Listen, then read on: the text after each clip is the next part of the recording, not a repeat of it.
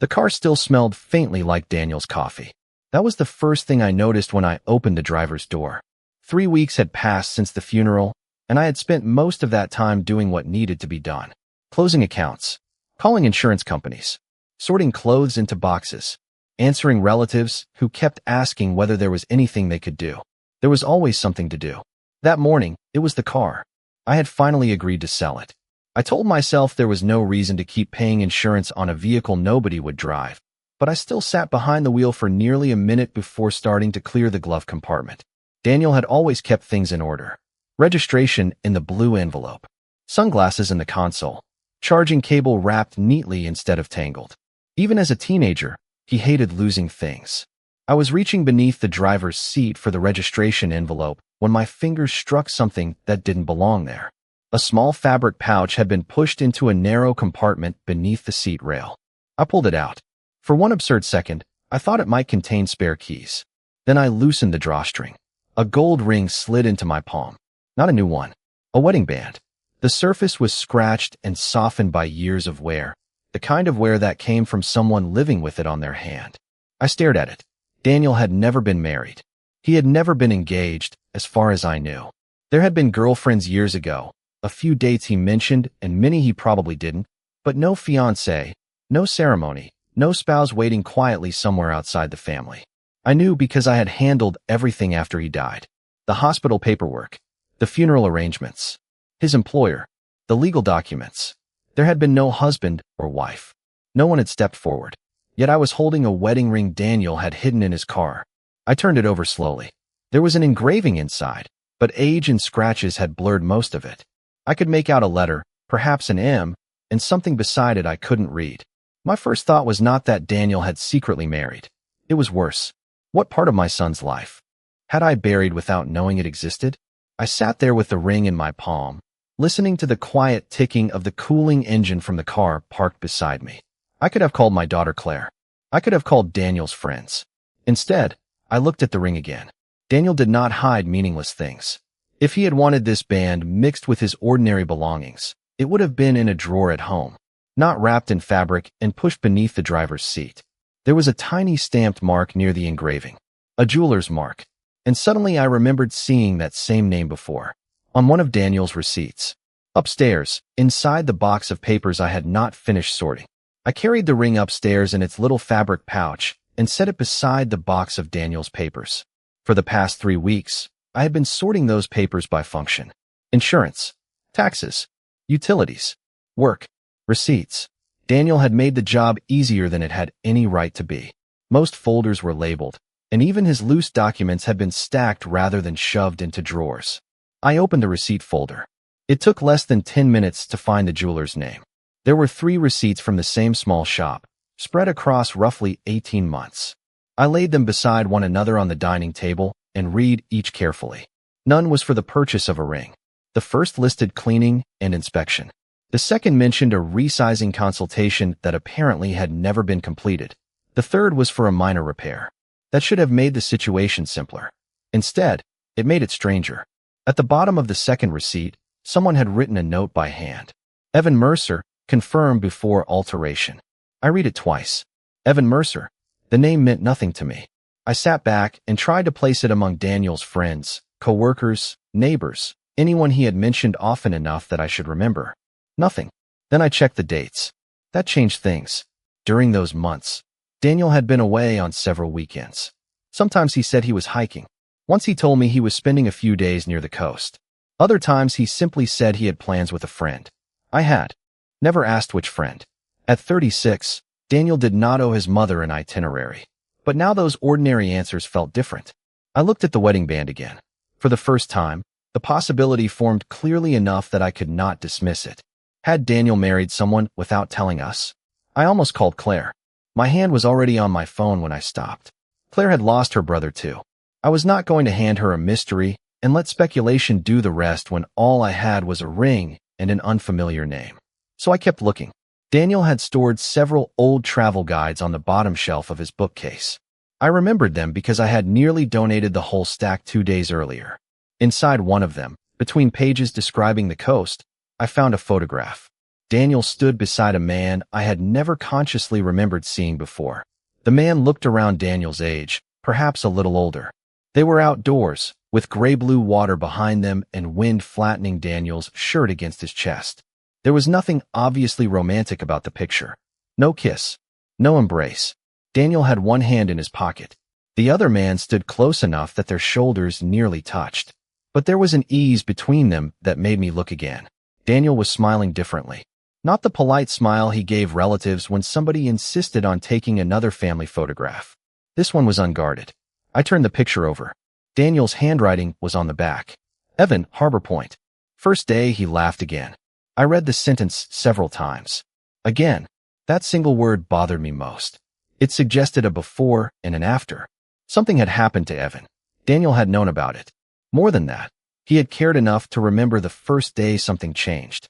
I placed the photograph beside the receipts and the ring. For weeks, I had managed Daniel's death by turning everything into a task. Forms could be signed. Clothes could be boxed. Accounts could be closed. This could not. 3 objects were sitting on my table now, and together they told me only one thing with certainty. There had been someone named Evan Mercer in my son's life. Someone important. Enough for Daniel to keep his photograph. Important enough to protect a wedding ring connected to his name. And somehow, I had never known who he was. I took the ring, the receipt, and the photograph to the jeweler the following morning. The shop was smaller than I expected, tucked between a pharmacy and a dry cleaner in a strip of stores Daniel had probably driven past 100 times. A brass bell sounded when I opened the door. An older man behind the counter looked up. I placed the receipt down first. My son brought a ring here. He glanced at the name printed on the receipt, then at me. Daniel. Hearing someone I did not know say my son's name made my throat tighten. Yes. His expression changed. I heard what happened. I'm sorry. I thanked him and took the pouch from my bag. When the wedding band touched the glass counter, recognition crossed his face. You remember it. I remember your son. That distinction mattered. I explained that I was settling Daniel's belongings and had found the ring in his car. I did not tell him what I suspected. I wanted facts before I created another story in my head. Did Daniel buy this here? No, the answer came immediately. The jeweler picked up the ring carefully. It was already old when he first brought it in.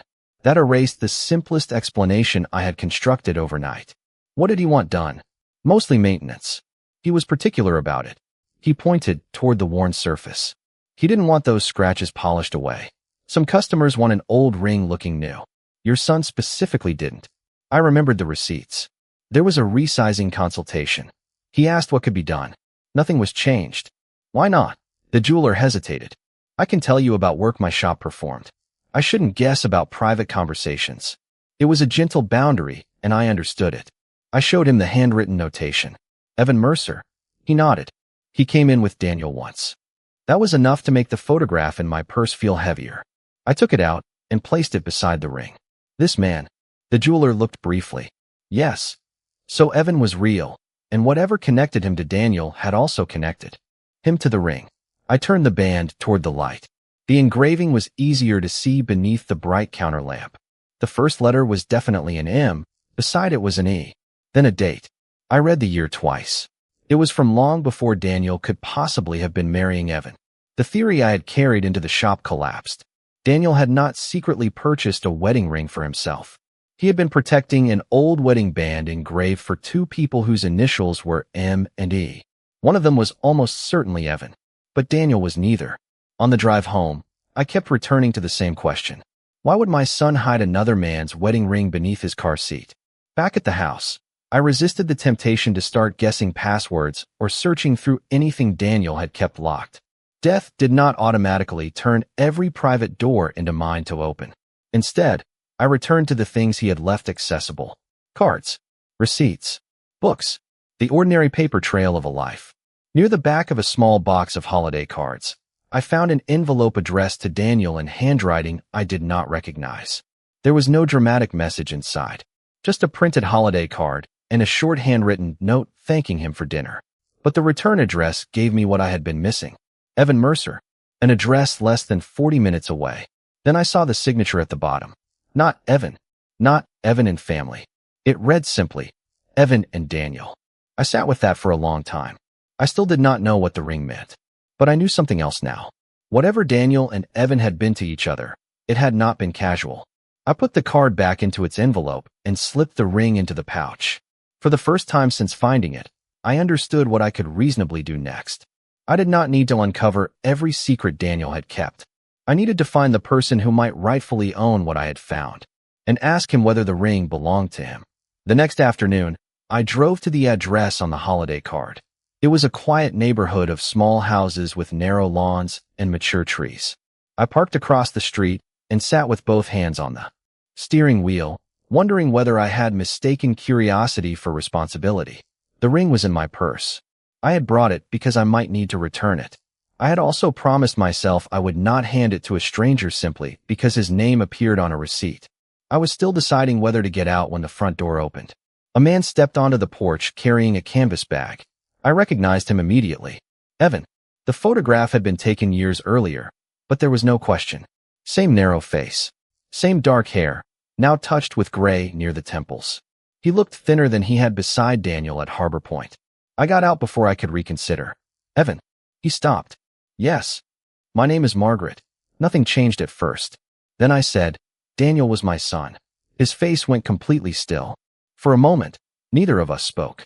Finally, he lowered the bag. I know who you are. That answer caught me off guard. You do? Daniel showed me pictures. The simple familiarity in the way he said Daniel's name told me more than any receipt had. I'm sorry to come without calling. How did you find me? I found an old card. His eyes moved toward my purse and then back to my face. I almost mentioned the ring. Instead, I asked, were you close to Daniel? His expression tightened. Yes. How close? He looked away. That sounds like a question you should have been able to ask him. The words stung because they were true. I didn't know there was anything to ask. He thought you weren't ready. For what? Evan gave a short, tired breath. This. I felt myself becoming defensive. If Daniel believed I would reject something about his life, he could have told me. He could have. There was no accusation in Evan's voice, which somehow made it harder to answer. And I could have pushed him, he continued. Neither of us did. I wanted facts. Names, dates, explanations. Something I could place beside the receipts and photograph until everything made sense. Evan seemed to understand that, but he was not willing to give them to me. Margaret, Daniel is gone. I'm not going to turn him into an argument about which one of us knew him better. I'm not asking you to. Aren't you? I looked down. Maybe I was. He picked up his bag again. There are things Daniel kept private because they were private. That doesn't mean he was lying to you.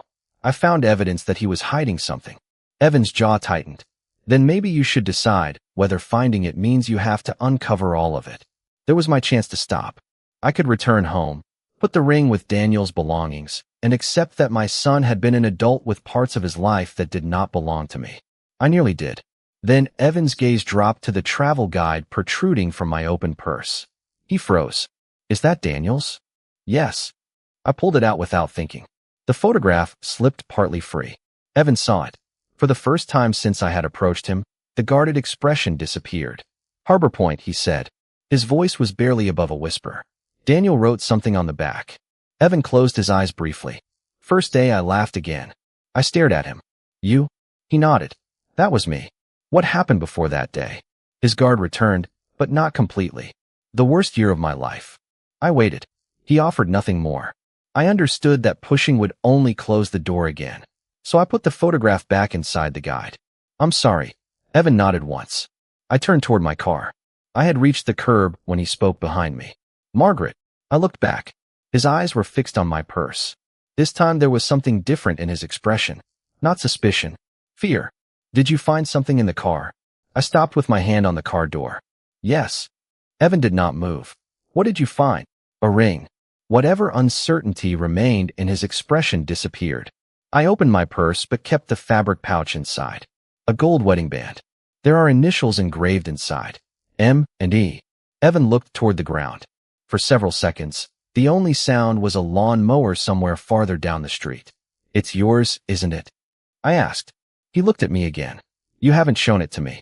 No, the engraving has a date after the initials. He gave me the date. Exactly. That was the confirmation I had needed. He had identified something he could not see and something I had never mentioned. I took a breath. Who was M? His face changed in a way I had not expected.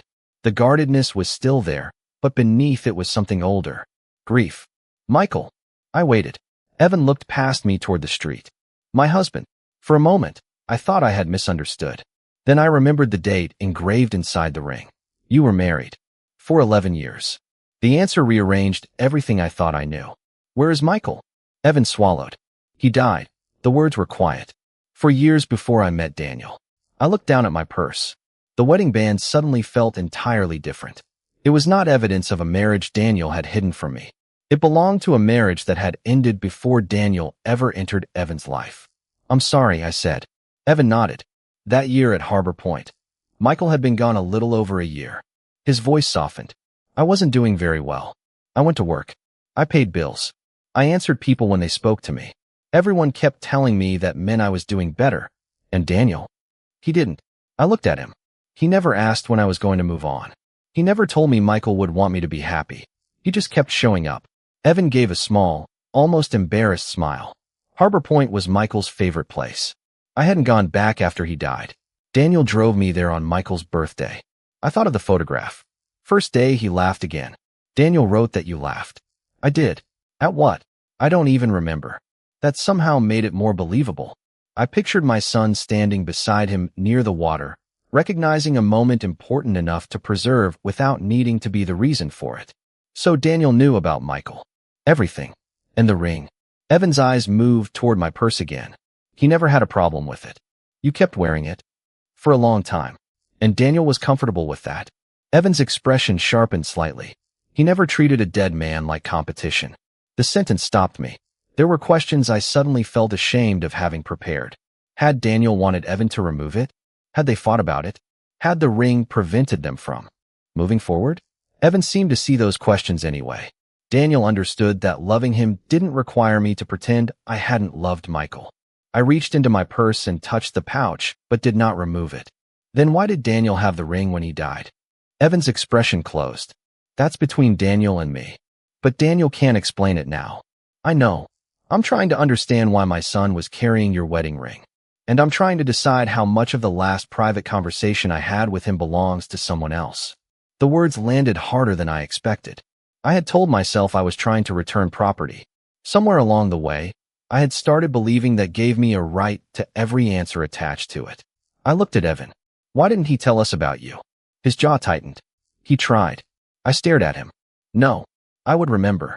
Evan's eyes held mine. You met me once, Margaret. I felt the certainty leave my face. You just didn't remember me. For several seconds, I could only stare at him. Then a memory surfaced, not because I wanted it to, but because suddenly I knew exactly where to look. The barbecue. Evan nodded. 2 summers earlier, Daniel had come to Claire's backyard carrying a bowl of potato salad and bringing someone with him. Claire had been having trouble with one of her children at school. The grill would not light properly, and half the family had arrived late.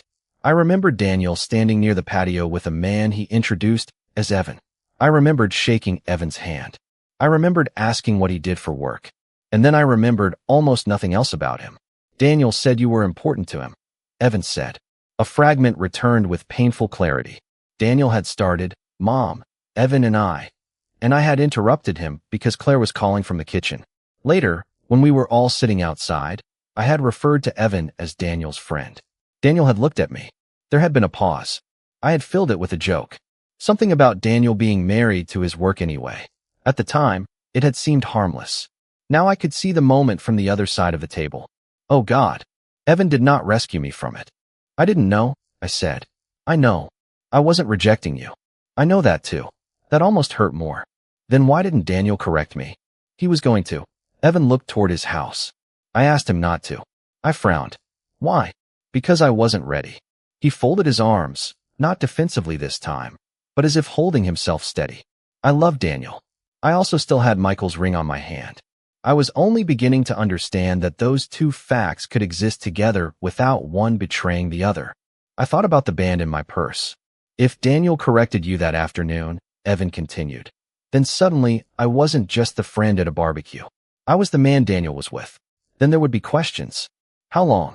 Was it serious? Had I been married? Why was I still wearing a wedding ring? And you didn't want to answer them. Not then. Daniel had respected that. A few months after the barbecue, I remembered asking him over dinner whether he was seeing any nice woman. He had gone quiet for a second, then asked me about something else. I had forgotten the exchange almost immediately. He probably had not. I made assumptions, I said. Yes. Evan's answer was gentle but unsoftened. I felt the familiar urge to explain myself. To say I would have accepted Daniel. To insist he should have known that. But acceptance imagined after someone is dead costs very little. I wish he had given me another chance. So do I. There was no victory in Evan's voice. Just grief. I looked down at the purse between us. Tell me one thing, then. Why did he have Michael's ring? Evan was silent long enough that I thought he would refuse again. Finally, he said, because I gave it to him. I waited. For years after Michael died, I wore it every day. Even after Daniel and I became serious. And then, one night, I took it off. His eyes dropped to his left hand. I thought I was ready to put it away. Turns out taking a ring off is easier than deciding what that means. So you gave it to Daniel? Temporarily. Evan nodded. I couldn't put it in a box. I couldn't put it back on. Daniel said I didn't have to decide everything that night. That sounded exactly like my son. He told me he'd keep it safe until I knew what came next. I closed my eyes briefly. The compartment beneath the driver's seat no longer looked like a hiding place. It looked like Daniel keeping his word. When I opened my eyes, Evan was watching me. There was something else, he said. My chest tightened. What? Daniel had an idea about what to do next. I waited for him to continue. He shook his head. He never got the chance. And for the first time since I found the ring, I understood that the mystery was no longer about what Daniel had hidden. It was about something he had been trying to finish. I drove home thinking about what Evan had said. Daniel had an idea about what came next. By the time I reached my driveway, I had already supplied the answer myself. A proposal. It seemed obvious once the thought entered my mind. Evan had finally removed Michael's wedding band. Daniel had agreed to keep it safe. Perhaps Daniel had been waiting for that moment before asking Evan to marry him. The idea gave me something familiar to hold on to. Marriage, I understood. A proposal had a shape, a sequence, a destination. 2 days later, while finishing another box of Daniel's papers, I found a small appointment card tucked behind several receipts. It carried the jeweler's name. The appointment was dated for the week after Daniel died. For a moment, I simply held it. Then I went back to the shop. The same jeweler was behind the counter. I found this. He studied the appointment card and nodded slowly. Daniel made that appointment. My heart began beating faster. Was he ordering another ring? The jeweler looked surprised. No. I had been so certain that the answer took a second to register. An engagement ring? No. Nothing like that. Then what was the appointment for? He hesitated, then reached beneath the counter and pulled out a catalog used for basic jewelry fittings. Your son wanted to discuss a chain setting. A chain? For the wedding band. I stared at him. He wanted a way for it to be worn around the neck without damaging it. Something simple. Secure. He hadn't chosen anything yet. That was what the appointment was for. I thought about Evan taking Michael's ring off after years of wearing it. I had imagined Daniel standing on the other side of that moment, waiting for the old marriage to disappear so a new one could begin. But Daniel had been planning something else entirely. A way for Evan to move the ring without losing it. A way to change what came next without pretending what came before had never existed. The jeweler closed the catalog. He was very clear that the ring itself wasn't to be altered. I thanked him and left. Outside, I sat in my car with the appointment card in my hand. Once again, I had tried to make Daniel's life fit a story I already understood. First, I had assumed the ring meant a secret marriage. Then I had assumed removing it meant Daniel was preparing to replace it with another. Both times, the evidence had asked me to look more carefully. I called Evan that evening. He did not answer. I left a short message asking if we could talk. The next morning, he returned the call. His voice was distant. I don't think there's anything else I can tell you. I found out what Daniel was planning. Silence. I explained the appointment and the chain setting. When I finished, Evan said nothing for several seconds. Then he exhaled shakily. That sounds like him. I still have the ring. I know. I want to give it back. Another silence. You don't have to. Yes, I do. Margaret, Daniel had it when he died. If keeping it with his things makes this easier for you, keep it. I looked toward the fabric pouch resting on my dining table. For 3 weeks, I had been deciding what belonged in boxes and what belonged to family. Daniel's watch. His books. The jacket he wore every winter. Objects had become small physical arguments against the fact that he was gone. The ring was different. Daniel had touched it, protected it, hidden it somewhere safe. Keeping it would have given me one more thing he had cared about. But it had never been his to keep, and it was not mine to inherit. Daniel had been holding it because Evan could not yet carry it himself. If I kept it now because losing another object hurt too much, I would turn Daniel's promise into my memorial. No, I said. It doesn't belong with me. Evan's voice softened. Where do you want to meet? I looked at the photograph on the table beside the pouch. Gray-blue water. Wind. Daniel smiling next to a man I had once met and somehow failed to see. Harbor Point, I said. Evan was quiet. Then he answered, all right. Harbor Point looked almost exactly as it did in Daniel's photograph. The water was gray-blue beneath a pale sky, and the wind coming off the shore was strong enough to make me hold my coat closed as I walked toward the overlook. Evan was already there. For a moment, seeing him against the water made the photograph feel less like something from Daniel's hidden life and more like a memory I had somehow stepped into too late. I stopped beside him. Neither of us tried to make conversation. I took the fabric pouch from my coat pocket and held it out. Evan looked at it, but did not immediately reach for it. Daniel kept it safe, I said. Finally, he took the pouch. His fingers tightened around the fabric before he opened it. The gold band dropped gently into his palm. He stared at it. I watched his thumb move over the scratches Daniel had refused to let the jeweler polish away. There's something you should know, I said. Evan looked up. I told him about the appointment Daniel had scheduled, about the chain setting, about how carefully Daniel had insisted that the ring itself remain unchanged. Evan lowered his eyes again. For several seconds, he said nothing. Then he laughed once, quietly, although there was no amusement in it. I kept thinking I had to choose. Between Michael and Daniel? He nodded. Daniel kept telling me I didn't. The wind moved between us. I thought he might have been planning to propose, I admitted. Evan gave me a faint smile. We talked about marriage. My heart tightened. But there wasn't a secret proposal? No ring. No, he looked down at Michael's band. Maybe someday. Daniel wasn't in a hurry. That was one of the things I loved about him. The sentence hurt, but not because I had never heard Evan say he loved my son. It hurt because I could hear Daniel inside the story. Daniel had not been waiting for Michael's ring to disappear so he could replace it with one of his own. He had been helping Evan find a way to carry the past differently. That was all. No secret ceremony. No dramatic plan. Just one practical kindness Daniel had not lived long enough to finish. I owe you an apology, I said. Evan turned toward me. When Daniel brought you to Claire's barbecue, I didn't see what he was trying to tell me. I kept deciding who you were before either of you could tell me. You didn't know. I could have listened better. He did not tell me it did not matter. I was grateful for that. I'm sorry for what I missed, I said. And I'm sorry I came to you expecting answers as if knowing Daniel gave me ownership of every part of him. Evan looked toward the water. After a while, he said, I was angry with you for a long time. I nodded. That's fair.